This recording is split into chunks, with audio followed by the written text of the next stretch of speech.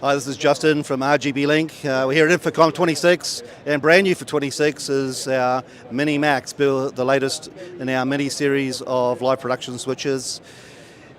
Mini Max introduces 4K SDI inputs with 12G on the device, in addition to the 4K HDMIs that we know and love from earlier models. And by popular demand, the output is now also 4K, so it's true 4K end-to-end switcher, including for IP streaming at 4K. On the front side, you've got all the controls that we're used to with a built-in touchscreen.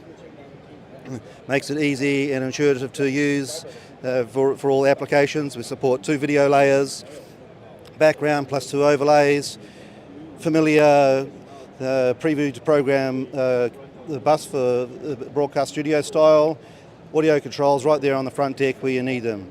So you've got video control with the preview to program switching, you've got audio mix right there on the device, plus you have PTZ camera control, any VISCA camera, also integrated. Screen is optional there, pick your choice of a USB style monitor or perhaps drop a iPad into the slot. Record, stream, present live. RGBlink Mini Max 4K video production. Catch it all at www.rgblink.com.